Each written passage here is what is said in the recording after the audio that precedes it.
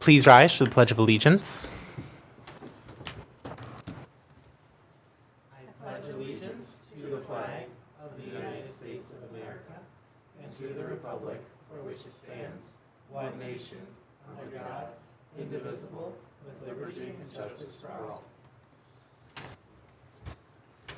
Thank you. I will now call the roll. Commissioner Hunter? Here. Commissioner Hunt? Here. Commissioner Pepshik here. Commissioner Cook? Here. Commissioner Rostelli? My question is, how long can we keep, like, she hasn't been to a meeting in months, so how long can we keep requesting that we give her a day off or give her the time off or however you want to decide? How can we do that? I mean, how long? I believe it's 4 absences is what our rules are Of a year or in a row? in a row, or for a year. Oh, okay. I will double check to make sure. I mean, I can make a motion to excuse her. Yep, she had an excuse of She why did have an excuse, so yes. So Okay, it has so- to be a motion for it. So the motion has been made by Commissioner Cook to excuse Commissioner Rostelli. Is there a second? I'll second it. And all those in favor? Aye. Aye. All right, next up, we have the approval of the agenda for, the approval of the agenda for today's meeting on January 6th, 2026. I approve the agenda for January 6th of 2026. I'll second that. The motion is made by Commissioner Cook, seconded by Commissioner Hunter. All those in favor? Aye. Next up, we have the approval of the meeting minutes for the meeting held on October 14th, 2025.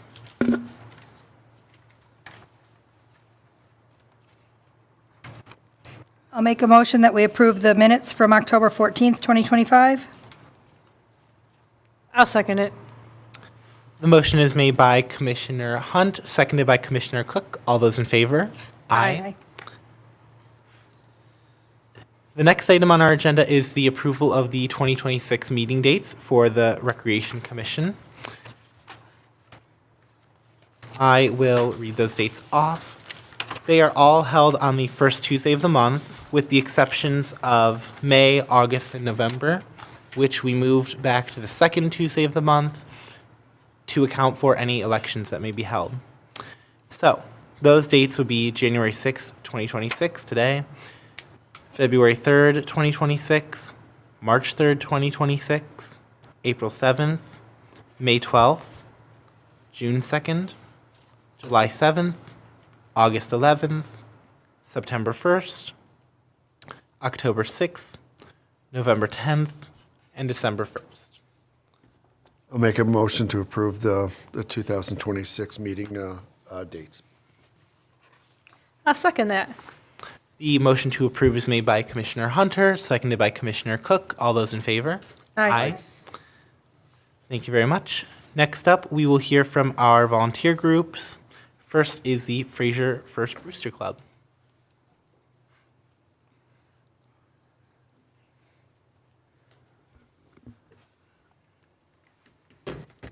Happy New Year, everyone. Laura Lessage, 15201 Fairview, on behalf of Fraser First Booster Club. We want to thank everyone in regards to the Polar Plunge. I want to thank the city administration, the public safety department, the DPW, and all the volunteers. And they all did a great job in making our Polar Plunge event possible. I also want to thank all the sponsors, especially Hanover Grove Cooperative, Schatz Market, Priscilla Jessup, and all the other ones that are listed on the poster that is in the City Hall hallway, if you'd like to take a look. And we raised between $4,500 and $5,000 for that event, so that was great. Nice. Good. Our next meeting, it's like my face. Next meeting is Wednesday, January 21st at 6:30 at Hanover Grove Cooperative. Please come and join us. We'll be getting knee-deep into our next event, which is the Blue Jean Ball, and that's for Saturday, February 7th, 2026, At the Vintage House, it's $55. We'll have lots of food and drinks and raffles, et cetera, and we're looking for sponsors as well as donations for our raffle baskets. So please contact Vanya or myself or Sherry Stein, and we can get that ball rolling there. I also want to thank the council for approving the design services contract with AEW, which gives the Fraser First Booster Club a sense that we can really move forward on reimagining Steffens Park, and which would include our club project, which we've been working on for the past few years, is an amphitheater within the Steffens Park area, including a walking path around it, et cetera. So we're hoping that this gets it moving. And then after the project, or after the Blue Jean Ball, our next event is going to be a Trample the Trail event within Steffens Park, and that's going to be April 18th, which is a Saturday. More information will be coming soon about that. Any questions for anyone? April 18th? April 18th. What was that called? I'm sorry. Trample the Trail. Thanks. It'd be like a walk-a-thon type event to walk around Steffens Park. All set? All right. Thank you so much. We appreciate it. We'll now hear from our other volunteer group, that would be the Fraser Beautification Club.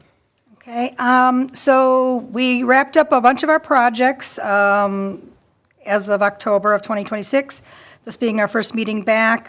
We had a tree planting that was between the city of Fraser with a grant from DTE through Relief Michigan.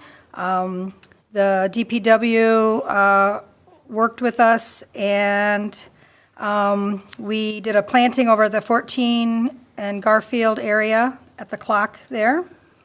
That was our two major big projects. Our next meeting is January 12th at 6:30 at the Ramshorn. And we have a Facebook group that is Fraser Beautification Club, and you can seek us out and request a join, and then you'll see what's going on, see about our meetings. We post our minutes if you can't make the meetings, but anyway, January 12th at 6:30 at the Ramshorn. Thank you very much. Thank you. Now we will move on to hear our administration report. Commissioner Delmich, coordinator. So the first thing I had on the list, because we haven't had a chance to talk about it, was our Christmas in Fraser. We were going to talk about it before the event, but now that it's after, I'd like kind of to do like a recap of our Christmas in Fraser event. A couple things I wanted to comment on was I thought that this year, if I do say so, went smoother than the first year that I did it, that I was a part of it. I felt like everything kind of went smooth as much as we had a long line. I don't think it was anything compared to the first year doing it. I thought the Santa line was well run, and it was a well-oiled machine, if you will. I thought we cruised through there, so not a lot of people were waiting a long time. I think we got through the Santa line sometime around the beginning of 7 o'clock, which I think was a great thing. No one had to wait until the end of the event to see Santa. A couple other things that I thought were smooth was the polar plunge, as was mentioned by the Fraser First Booster Club. I thought that was the best it's ever been. It was the most money that's ever been raised. And I think that the Fraser First Booster Club deserves a huge shout out for their efforts of not only getting plungers, but getting donations, and for organizing everything for the polar plunge. It was a huge asset to me and for the city. And it goes well recognized by the coordinator for the city of Fraser of how much they did for us and how great it was. Everyone was in a great spirit, and we had, I believe, 14 jumpers altogether, and the mayor's wife actually jumped twice. So she, I think, only counted as one, though, but she did jump twice. It was cold. It was a cold day. The pool had a sheet of ice on the top of it. Our DPW did their best that they could to try to mix it up, break it up, and make it as jumpable as they could. But it was a great event. I kept a lot of the same entertainment as I did year one, just because everyone talked about it. They wanted to see the fire performance again. I did get a little nervous at the fire performance because no one was over there, and all of a sudden we had a huge crowd, which then went right into the polar plunge. So I kind of wanted to take a little bit of this time, as much as I like to talk about my events, to hear a little bit of feedback about the Christmas in Fraser. What did you guys hear? What did you guys feel? So wanted to kind of hear some thoughts on it. Just a question was, I mean, there's a lot going on. There was a lot going on. I didn't even know that there was like a petting farm with a horse-drawn. We had the Grinch giving pony I didn't rides. even know that was going on. I don't know. I didn't even know how well was that. Was there a lot of people that showed up to that? Because we were inside most of the time until the end. Yeah, we had a good turnout for everything. I think Okay. each of our entertainment did well as far as numbers. There was a line for it. The Grinch thing was one that happened the day before. I talked to the person who runs the petting zoo, and that was something she wanted to do as like a surprise. So it turned out great.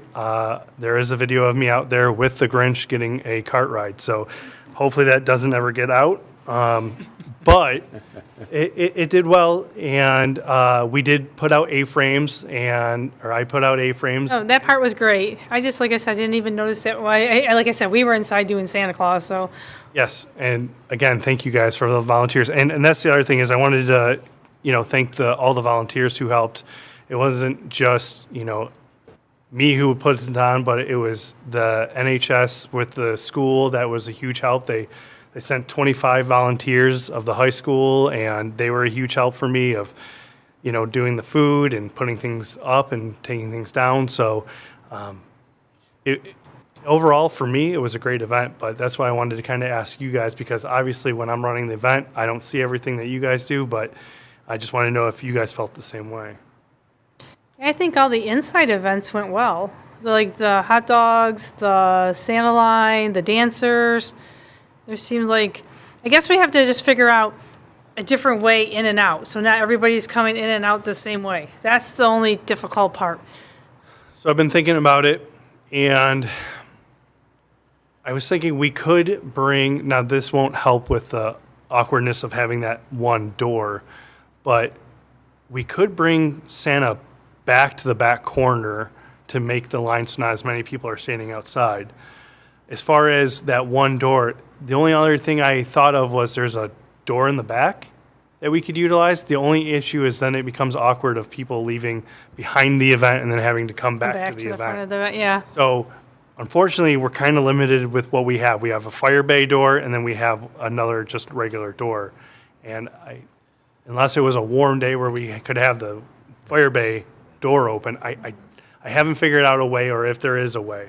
Yeah, that would be my only downfall, is that right there, because you have people coming in and people trying to get out, and It's a pinch. It's hard. Yeah, it's tough. I won't deny that. I tried to figure something out for this year of doing it, or should I say last year of doing it. I don't know. I'm more than willing to hear suggestions, but Yeah. as of right now, it's kind of just, that's our only downfall of that event that I see of how do we overcome that. Unless there was a brand new door that just magically appeared, but You Is can't it put right? one in? exactly.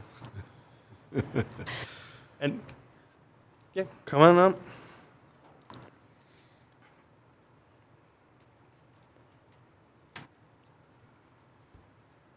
I'm glad Commissioner Cook brought that up, because that was the comment I got from residents that I talked to after the event.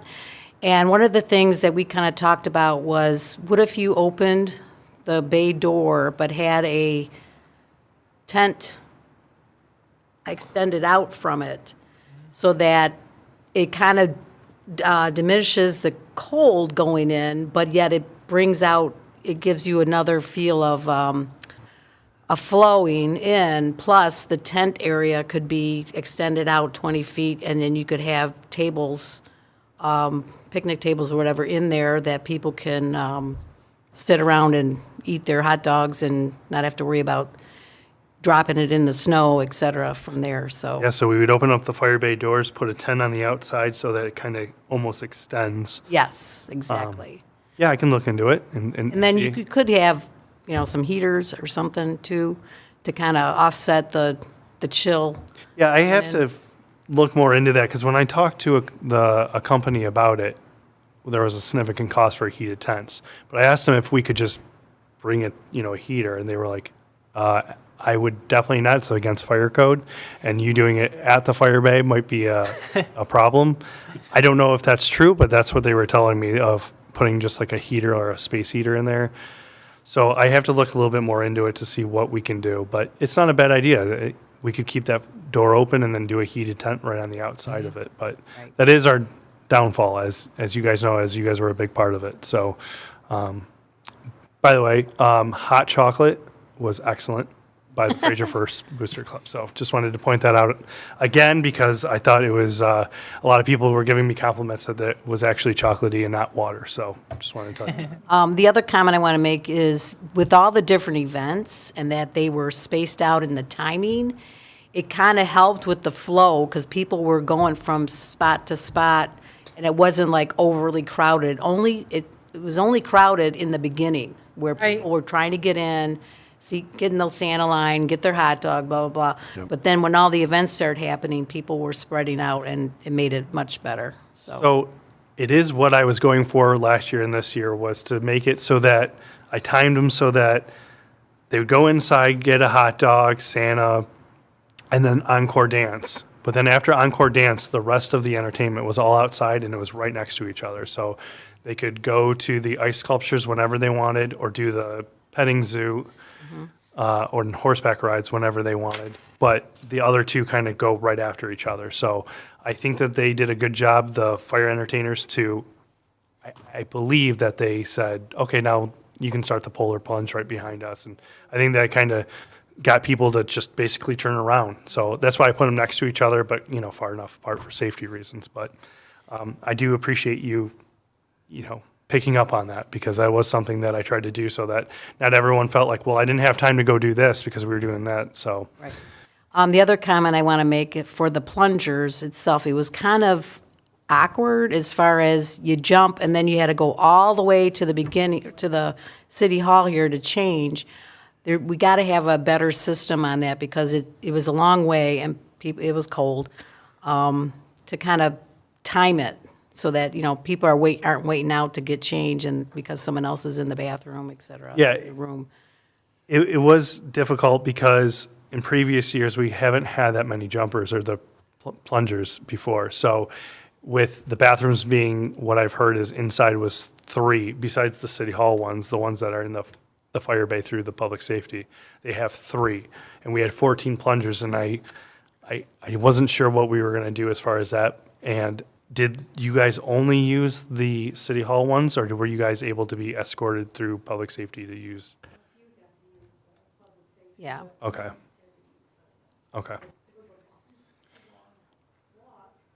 Yeah. So I got a question then. So then, when you got to there, then you still had to wait to get changed? Well, Oh, sorry. So when you got to where you were going to change, was there still a wait then? I was the last one, so I didn't have an issue because I kind of took my time. I'm thinking the first people, because a lot of people jumped together. There was like 3 people together, 2 people together, and they weren't really quick. So I'm not sure how that all panned out with that. But, think about it. You got 14 people and. Well, because what I was thinking was, and this might not even work, but you have those 10 by 10 pop-up easy tents. Yeah. And if you just had one like off, but then you're still changing outside Right. in a pop-up tent. So I don't know if that would really, that's not going to make you any warmer, but it might get you out of your wet stuff faster, or it's a bad idea. It's a bad. I don't know, it took bad me a idea. long time to get out of the wet stuff. So, but anyways, we'll have to kind of assess all that as we get closer to the event again, so. So while you're still there, Laura, do you guys want to announce who the next year or this year's coming up people who are going to be in charge of the polar plunge? Or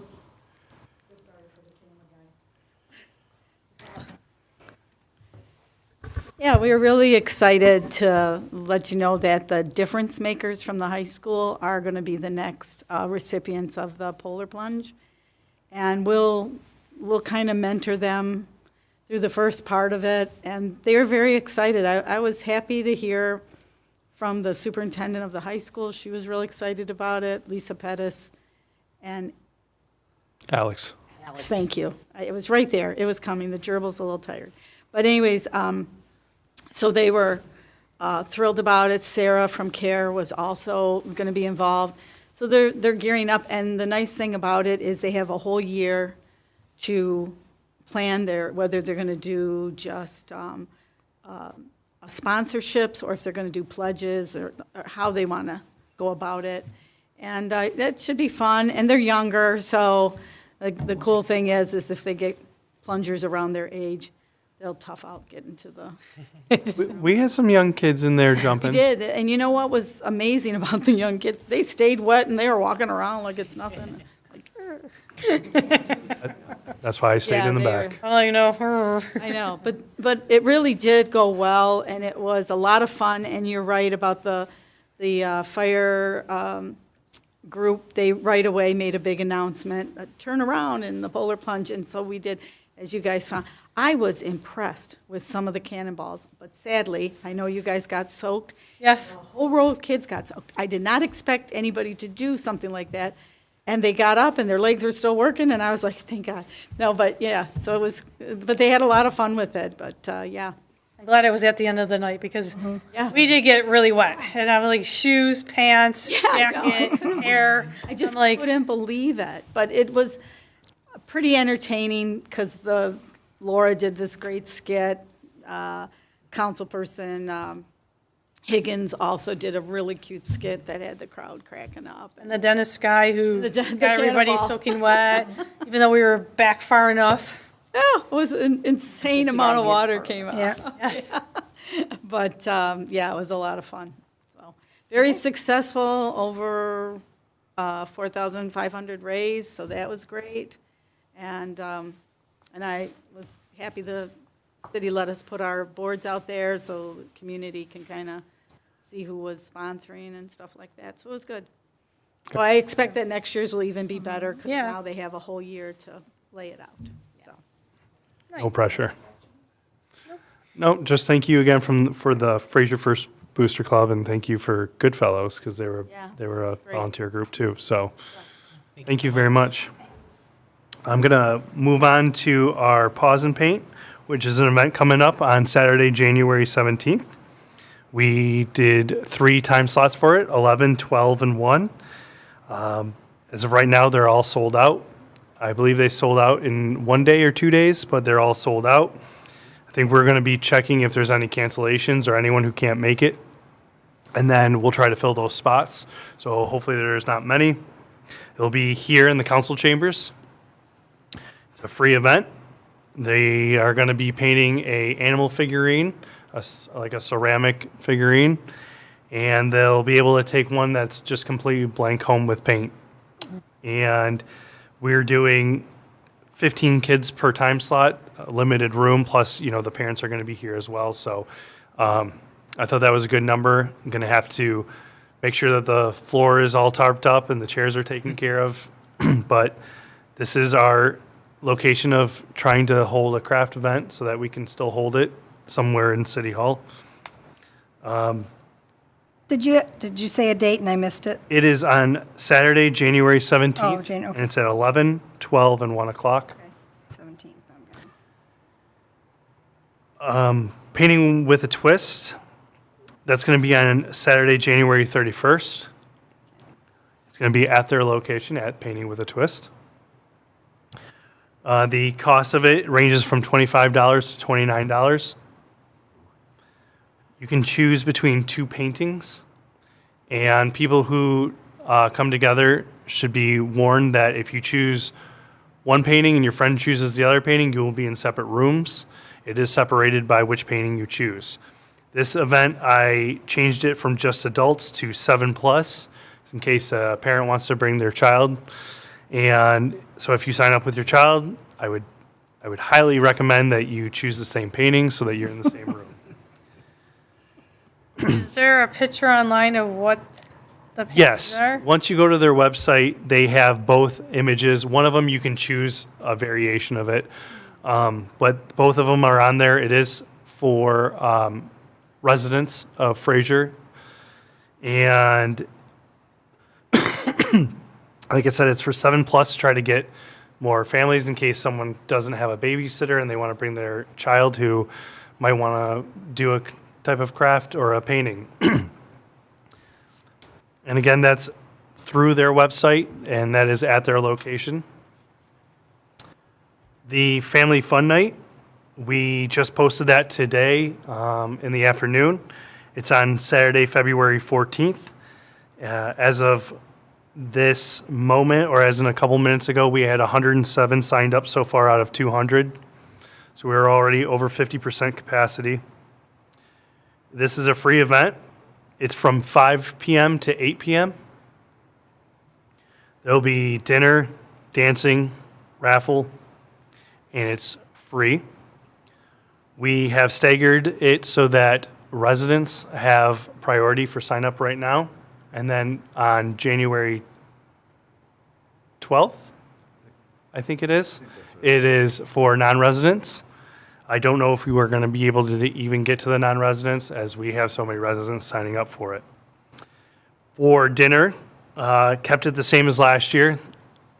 It's pasta, chicken tenders, mashed potatoes, corn, salad, rolls, fruit, and ice cream sundaes. And it is at the Vintage House.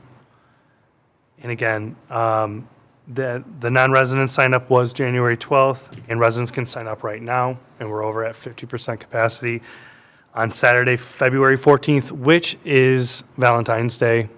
I was trying to do it the week before, but another organization has that date at Vintage House for their big event, the Blue Jean Ball. So I changed it. That's it for the recreational events for my report. Does anyone have any questions about those events? Anything good happening at the senior center? We have our normal senior center events. We still do the casino. We're still doing our rovers. Our bus is obviously always busy.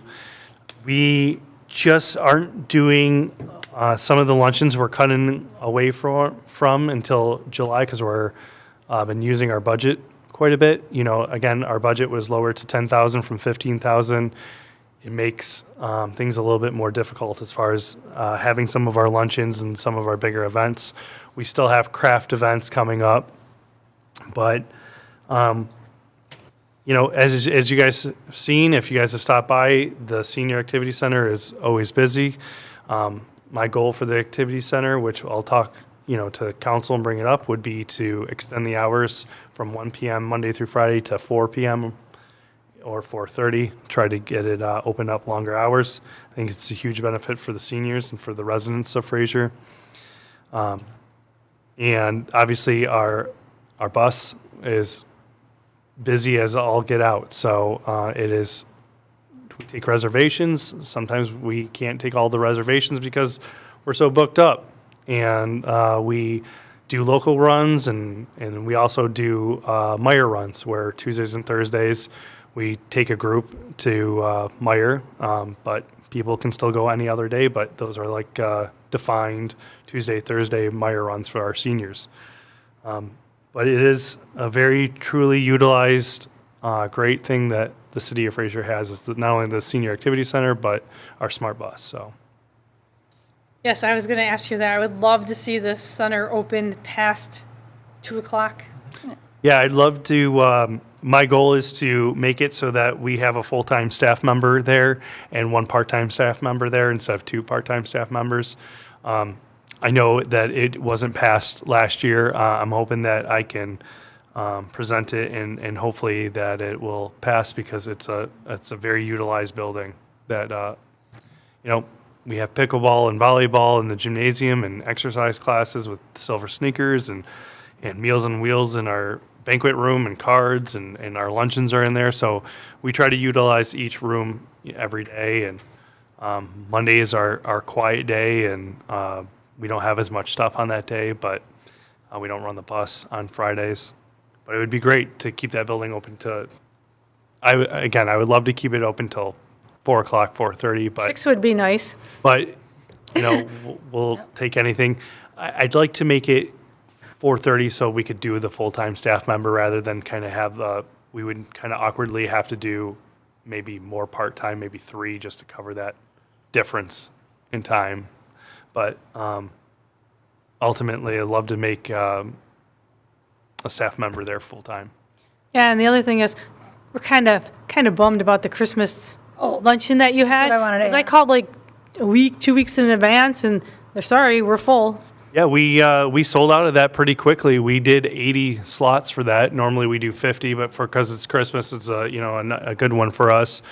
It filled up real quick. So you can. That was going to be my question. Are most of the seniors that go to the events the people that live across the street there? Are those the ones I who? would say the majority is probably from across the street at our Fraser Senior Housing, but we do get people from all different places, and we get people from their own houses or from other senior centers, and And was 80 because of the budget, or was 80 because of the space?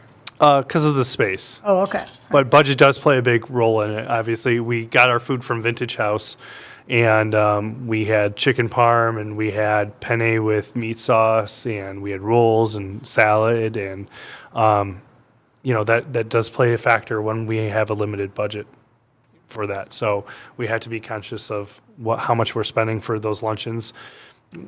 For February, we would normally do a Valentine's Day luncheon. We're going to not do it this year and do a St. Patty's Day, just to try to kind of cut back a little bit to try to work within our budget. The only other thing I would suggest is that, might be a little bit hard, but like, when you guys keep posting these events, you need to like post it and say sold out. Or, because I called, and then they're like, it's sold out. So I'm like, why does this keep getting posted if they're sold out? Maybe put on there, if you want to post it again, just put like sold out. Or, call to get on the waiting list or something like that. Yeah, we can do that. We can make a post every time it sells out.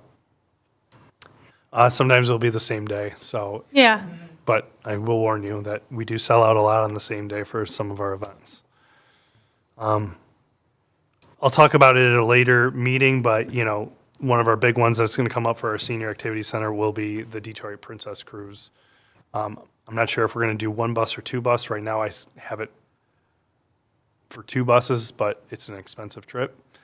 And even though we break even for that event, it's still, you have to have the funds allocated, and it does eat up a lot of the budget that we have remaining. So right now, it's going to either be 1 bus or 2 bus for that event, but that's our big one.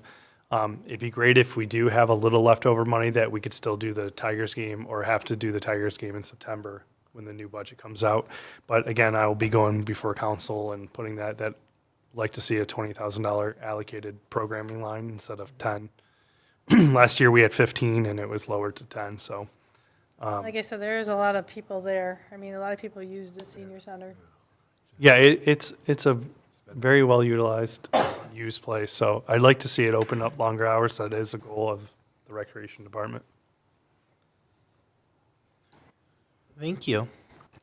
At this time, I'll open the floor for citizen participation.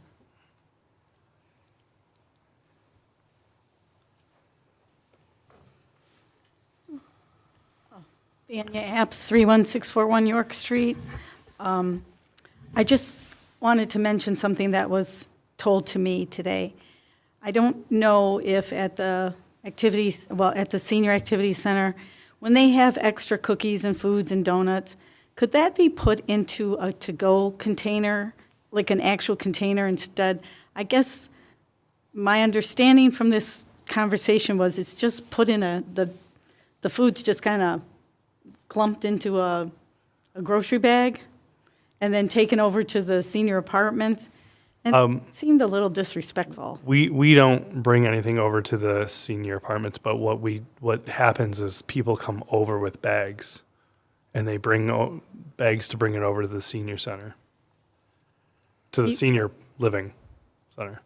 They bring it to you guys to bring over to there? Oh, They come over and pick up the remaining donuts to bring over to the senior center, but we don't put them in trash bags and bring them to over the senior center. I guess it was like just a grocery bag with them all clumped together, and I'm guessing more than once it has happened. I'm guessing that must be a person who One of the lives there residents. who's coming to pick them up is putting them in there. Oh, okay. Because I was thinking that was really disrespectful to not have them in a container that you could It's unsanitary. a little more ways. Well, I'm glad it wasn't you guys, because I said I would bring it to the meeting tonight. Yeah, we No. we normally throw whatever's left over. Those are given to us by Tim Hortons, and they are from the night before. So we try to, if no one wants them by the end of the day, we throw them away Okay. so that they're not stale or a day old. So we do have people who come over from the housing to pick them up if they want them. I'm glad I can let them know it's not coming from No, Recre. they're picked up by whoever senior activity. picks them up. That's good. And then, I don't know if Laura, because I was late, but I just want to, again, give a shout out to the Hanover Grove Cooperative for the use of their community center. We did the BCSEM, the Beautification Council of Southeast Michigan luncheon meeting there, and they put on a fabulous luncheon. The room was gorgeous, set up for Christmas, and we had lovely speakers, but we couldn't have done any of that. The city of Fraser couldn't really become a part of this if it wasn't for them giving us that room and taking on the effort of putting that event on, because it takes their staff away from their jobs to get that done. And they never, they don't have their hand out waiting for the city to reimburse or anything like that. The Hanover Grove Cooperative Board and management did a wonderful job. I mean, it was really, really nice. So I always do. Last year was beautiful, too. it was, and they went out of their way to order Christmas cactuses a year in advance so they'd be in bloom for the tables, and that was really nice. And then they handled raffling each of those off to the individual tables. So they wanted to make sure every one, somebody from each table had a chance at getting one. So it was really nice. But Schatz did the buffet, and it was, they always do a lovely job. And but I just wanted to thank them for that was something it would be nice to be able to do right here at our city. Going forward, the Beautification Club or whoever takes it on next. We got one more in June with Fraser First and the Hanover Grove. But after that, I was hoping our Beautification Club could work with another city beautification club who might have a venue that, would be accessible to them. But the people that came, Hanover Grove left a really great impression of our city on the people that were there. So I don't know how much the administration appreciates that, but I know those of us that were there, it made you feel proud, like this is our city and this is the community that gets involved beyond just, our normal commissions and stuff. They went out of their way. So I just wanted to make sure I got to say thank you to them. That might go out a little further than that, but thank you. It is one of the nicer ones that we've been to, the way they set it up for Christmas and stuff like that. It's really beautiful inside there. They do a wonderful job.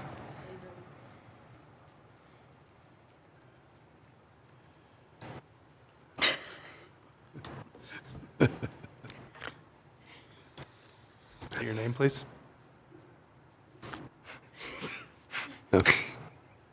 Laura Lessage, 15201 Fairview. I want to mention, last year when you did the Family Fun Night, if I recall, you had a lot of people that just didn't show up. And that was a loss when it came to, you had all this food and all this area, and then all these people didn't show up. And I think the discussion, if I recall correctly, was that if you charge something, the residents or the people that are planning on coming would have a little bit of a nudge to say, yeah, I paid for that, I should go, or maybe someone else can go in my place, et cetera. But when it's free, it's like, it doesn't matter, I don't have to show up. So I know you're having a issue with, like you said, software on doing payments, but even if you charged $5, have people sign up and say you have to have your money in by X date, and it's prior to the date, the account you have to give to the hall, of course, but they could bring it into the city hall and have it dropped off. I guess you couldn't have them go to the senior center for this, like we've done in the past with rec activities, the daddy-daughter dance, et cetera. But, I mean, I don't think that's a big deal to have a price on some of these items, because this is expensive. For like, if you have like 150 people and you're probably paying $15 a plate or whatever it is, it can add up. So we are charged, last year, we were charged it was for 200 people, but because we didn't have so many, we counted how many people came to it, and we only paid for the people who showed up for it. So we weren't charged the extra people who never showed up for it. But then all those people that were on the waiting list never had the chance to come because the people that didn't come didn't say, I'm not coming. They just didn't show up. Correct. So you're absolutely correct that I think that charging money is going to be, if you will, the future of how you run a recreation department, because it keeps people honest. There's a reason to show up if you're paying money for it. I don't know if $5 is it. I've thought about it, maybe $10 for an event. Our issue, like you said, it is software, because what we have right now is we don't have anything to take money online. We have where people can come in between 8 and 4:30 at like the finance counter, and then I would take their money for it, but it would only be between 8 and 4:30 of when we're there. The issue I see with that is there's going to be a lot of people who can't come because either work, whatever excuse they make, and they're going to be upset that they were alienated or felt left out because they couldn't come when other people could. But I do think that if we could get the software, if we could get people to sign up online, you could charge a fee for it, and I think that people would be happy to pay for it. I think the question too is going to be, so the funds that are put in the budget are paid by tax dollars of residents.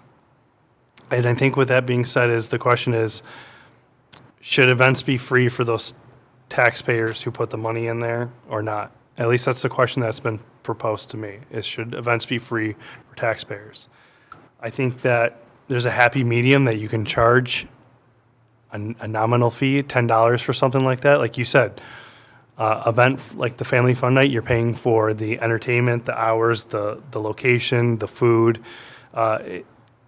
There's a cost to it. And even if you recoup some of it just to keep people honest, I think that's the future of it.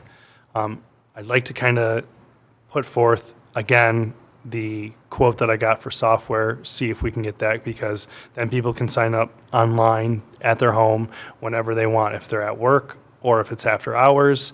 And we kind of don't get into that gray area of, well, I couldn't come that day, or I've been sick, so I can't come sign up.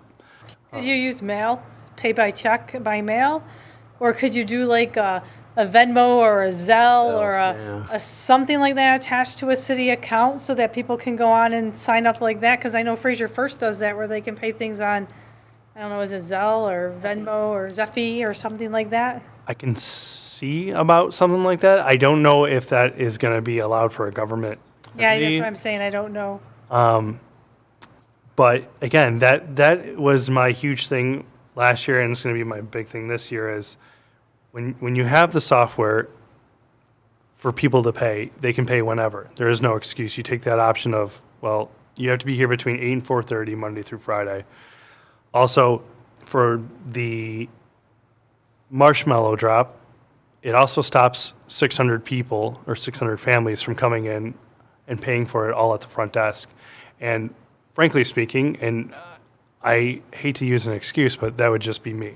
There's no one else. I mean, I guess maybe finance, but they are trying to do, taxes and water bills and stuff like that. But it is going to be just me at a front desk and taking up a spot for it. So that is where software, I think, plays a huge role in the future of the recreation department, is not only charging, but also to get around you're only open during this time. So at least that's my feelings of where I'm at with it. Again, that will be a argument that I think is a good argument to have of where do we go from here? Where is the future of the recreation department? I have a quick question. So then, with the painting with a twist, it's a $25 or $29, depending on what are they doing? Are they paying painting the twist direct? They pay painting with a twist. Okay. They pay because we don't have any type of software to allow registration for it. Right, but isn't that, and isn't that like not subsidized, but isn't that like partially paid for by the city? Or is that Correct. the whole fee for them? No, it's a partial payment per person. Okay. So they do the partial payment and then the city just picks up, but you, at least you know those people have a little skin in the game. Right. It's supposed to be for residents, but as we were discussing today during work, it's a very difficult thing to do a resident base for painting with a twist because the sign up is through a third party, the place that we're going to have it, and their software doesn't stop non-residents because Oh, okay. most places don't care about where they come from. And I understand 100%, with the city is paying for these people. And I'd love to have it for just the city of Fraser. When you go to sign up, it says, talks about residents or, welcome residents. It's the best I can do. I talked to him last year about, with that concern about we'd like to push it for more residents. I think we still have the majority were residents for that event. The issue being is their software can't do that. It Hey, doesn't- so I just had an idea then, all right, because I didn't really even think about any of this. But if anybody can register for that reduced rate, and then the city of Fraser comes in and pays the balance, right?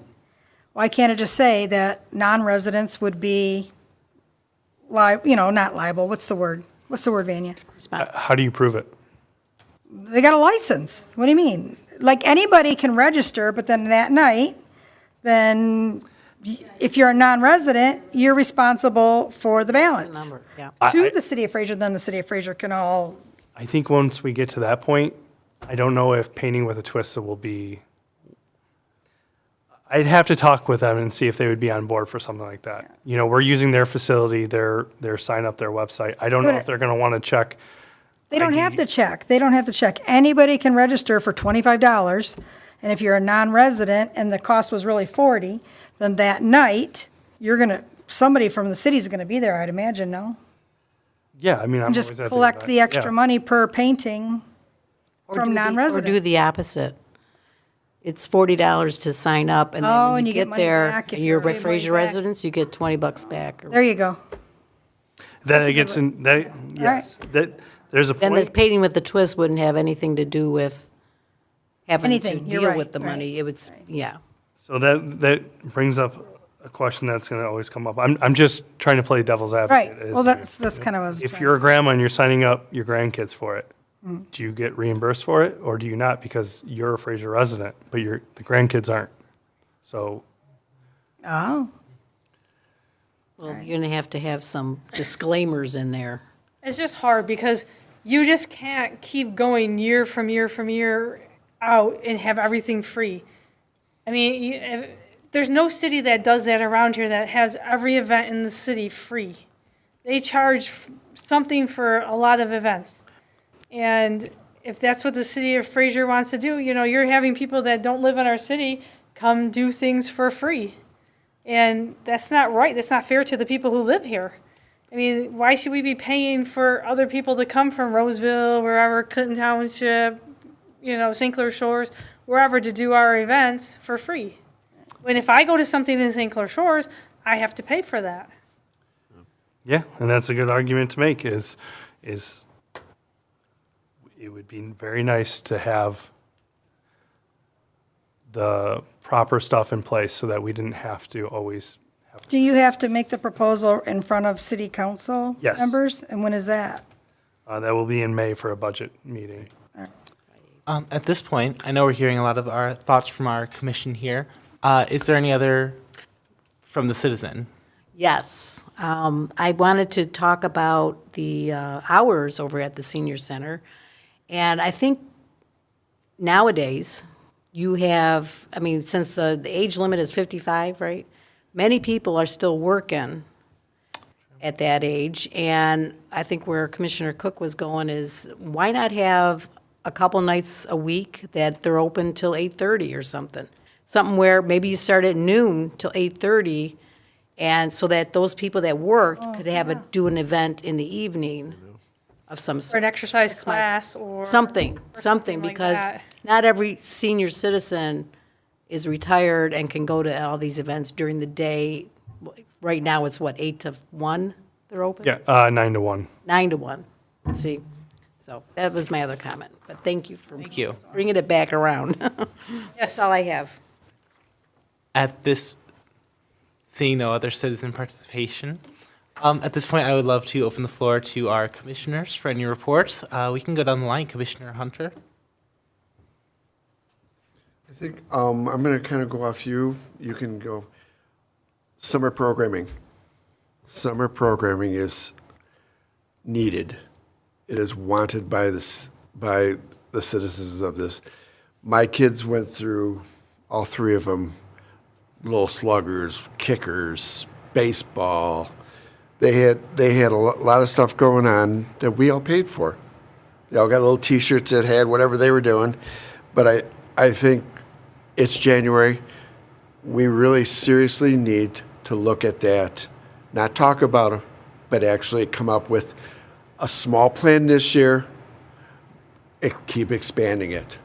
But I think it's a necessary thing that summer programming, it does help mom and dad that are still working, and you got kids that, what do we do with the kids?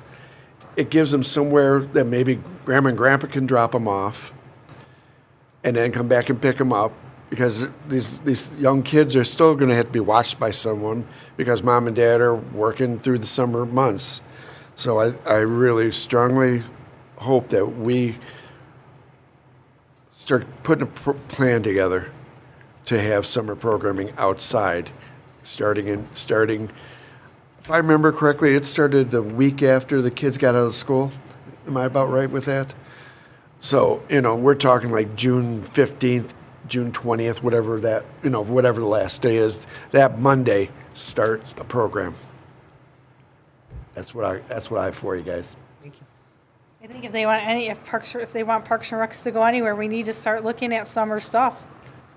I mean, even if we start with just like 5-year-olds and 4 and 5-year-olds, or 3, 4, and 5-year-olds, little sluggers or little kickers or something like that, and then maybe the next year build up again.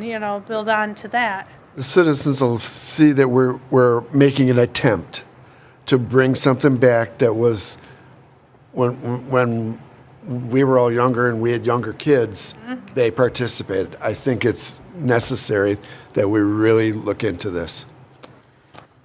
I was going to say, if you're good, I'd like to move on to Commissioner Hunt. Okay, my quick thing, I just had questions on 3 dates. I think you had answered me in an email, and I probably have them on my phone, but let's say it out loud because we haven't had really a meeting for a while. But for a kite event, Yeah, I have it all, and I'm going to be releasing or putting out there my whole year calendar Okay, to so- the residents. But I do have a date.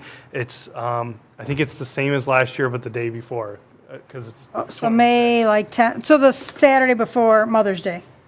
yeah, I believe so. Okay, so that was in May, okay. I have them all written down. I don't have them in front of me, but I know.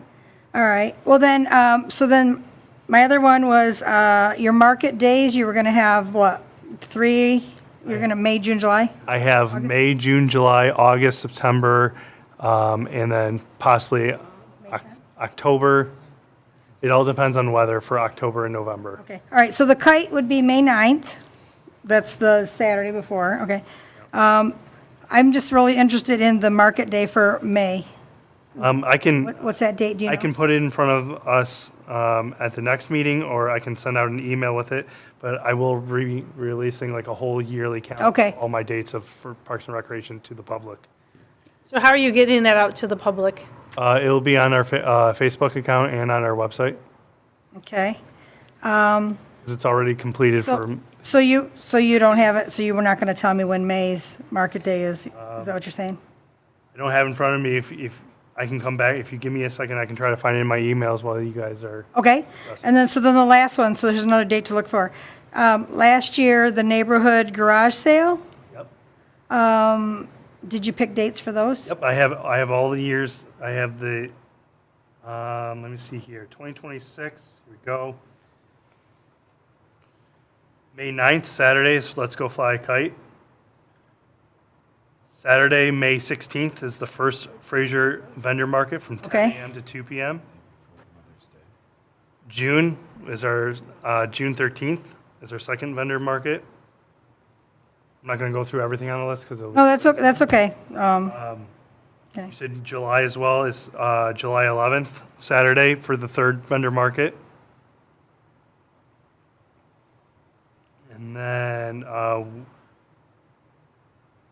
we go all the way into October, possibly 10th for the last vendor market. So Okay, I have them all right. all the way from May to October potentially. That neighborhood garage sale, is that a one-day deal, or is that a 2 or 3 day? I'm going to have it for the weekend again. Okay, And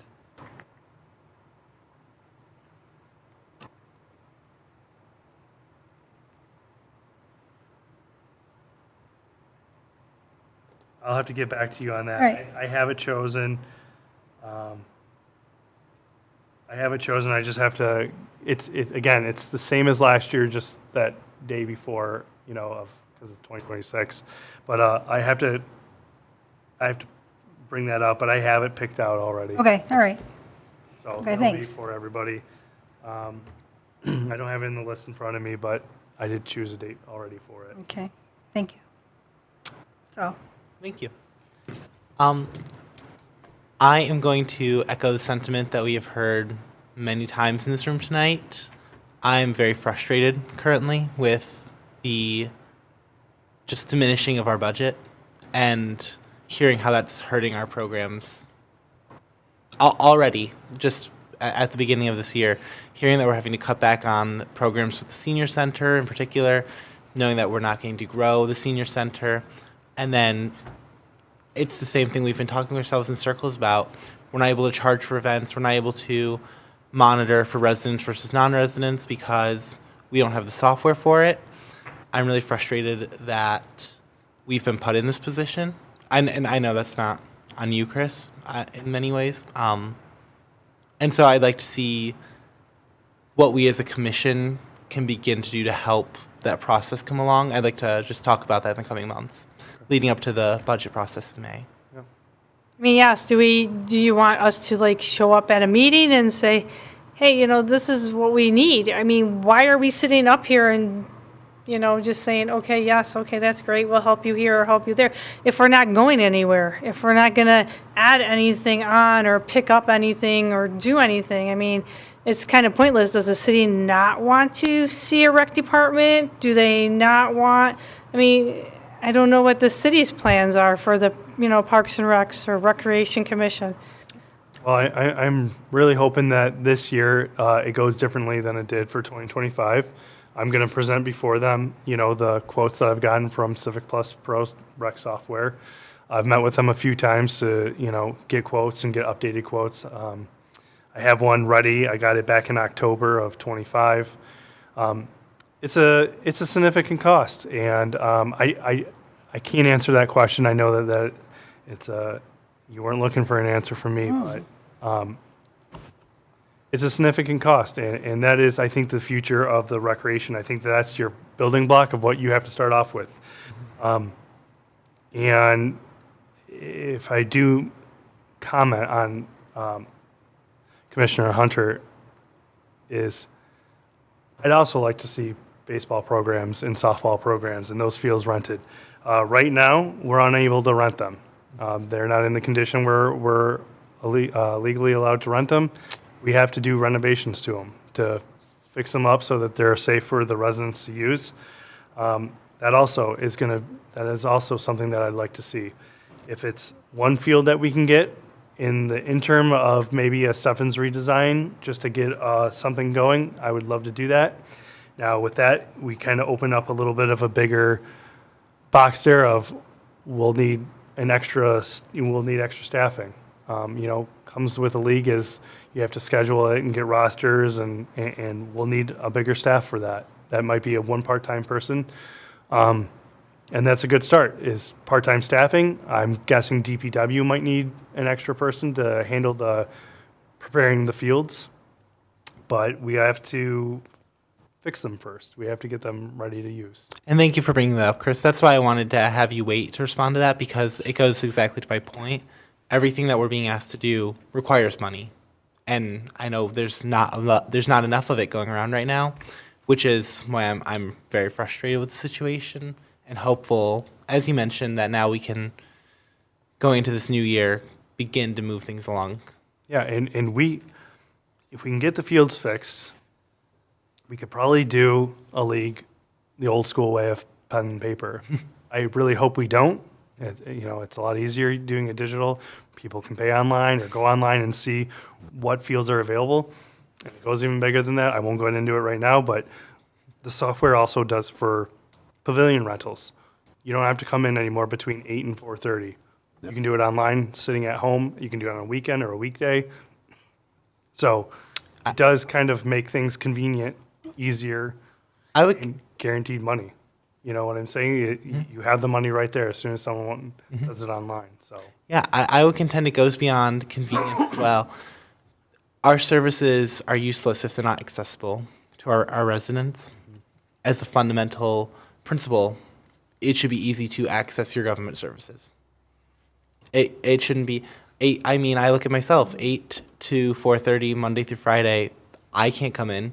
yeah. I can't imagine if I was working a full-time job, if I was a parent, that's not feasible for many people. As exactly as you've been saying for all this time. And I think a good argument is, well, if you can pay your taxes online and you can pay your water bill online because you can't make it in, that's the same goes for like a recreational event. So here's a quick question for you. You said it's a lot of money for the program. Are you talking 5,000, 10,000? The quote I got, it's, I think, 10,600 for the program. And then Okay. you pay around 5,000 every year, and then every year after that, it goes up 2%. Okay. And then the event, the dance, or not the dance, but the family night, 200 people at like $18 at the minimum is $3,600. I'm sure your budget for that's probably 5,000 because you have to have the DJ, the prizes, all that. So that's half of your thing right there. No, the 10,000 is for senior activity center. The 30,000 is for recreation. Okay. No, but I'm saying that one family event that we're giving for free, anybody that registers, and right now we have 107 people registered. If you have 200 people registered at the bare minimum of $18 a head, it's $3,600. So you could have already saved all that money. Like, how is the city not even understanding this? So even if you recoup $10 of that and you spent the extra $8, if the city wanted to chip in or whatever, Right. yeah, it helps. You'll eventually get your money You're back gonna get from your the money back. software. Within 1 year. But even bigger picture, besides just one event, you're talking about being able to rent out the fields again and do baseball leagues and drop-in leagues and So what happened last year when you went before them? They just voted it down, said they didn't have the money for it? yeah, it didn't pass. Because, is it because it doesn't have to come out of your budget? Because it doesn't come out of the recreation budget, it comes out of a different budget Well, technically, to pay for software? and I'm not the city finance person, but all the money that goes into each department's allocation of funds is all from the general fund. So they allocate funds in each different line depending on what the department needs and what the city council and city administration feels is necessary. So I'll try to put it as best as I can. So let's say that I have $30,000 in my budget for programming, and let's say we take in $1 million. I can still only spend $30,000 because that's what's allocated in it. Now, the following year, I might go before council and say, we did $1 million in sales. We're spending a lot more, we need a lot more money for that line item. They might say, okay, well, if you're making $1 million, let's make it X amount of dollars. So it does play hand in hand. So we can't just spend X amount of dollars in that line item. We have to stay within budget. And it doesn't matter how much money we make, we have to only be able to spend what's in that fund. So that's the thing is, I wanted to say it like that because some people say, well, if you make $50,000 in a year, then you have $50,000 to spend. Well, it doesn't work like that. It's whatever is allocated in that fund from the general fund. So just wanted to. Can you always go for a budget amendment or whatever they call it, where they go for a always, I know the police department does it, they come in and say, hey, I want this now, can you know, we only have this DW, much I in our want this fund, can we do a budget amendment and get this money to do this? Absolutely, but you have to remember too, in fairness to all departments and in fairness to council and to a city, is the general fund and when you're making changes like that, you have to make sure you have enough money for Right, to cover it. to cover everybody. So if I come in and say we need an extra $5,000 in our budget to cover, I don't know, for cornhole league, well, that's $5,000 out of what if public safety says we need body armor for one of our officers? Well, they're going to weigh which option is more important, and the city wants to make sure that they have that money allocated or ready for a more important thing than a regular. So I have a question. Do you think that maybe the city manager or some people from council would like to come to one of our meetings and kind of think of what their vision is for Parks and Recs or for the Recreation Department? I mean, do they have any vision? Do they have anything, you know, does Well- anybody have a vision past? I'm sure that they have visions and everything, and it's up to me for the department head to say the vision of the city of Fraser. But, you know, it also takes my job and to go before council and say, this is what I want, this is what I see as our future. And then it becomes their decision to make those changes if they see that that's the best choice of their funds. So, I don't think that that's necessary, but that is something that anyone is allowed to go before their council and speak on and talk about. That's the whole point of our city council, is to come there, speak your mind, get your thoughts out, and then let them hear it, and they might have their own opinion on it. So, and I don't necessarily know if they're for or against certain things. I think they just have to be responsible with the money. They don't want to, you know, say, well, here, how about Parks and Recreation has $100,000 now allocated in a line, and then all of a sudden they don't have money to pay for something else. So they just have to be fiscally responsible with their money. So. Thank you, Chris. Now that I've opened a can of worms, we can call that the end of my report.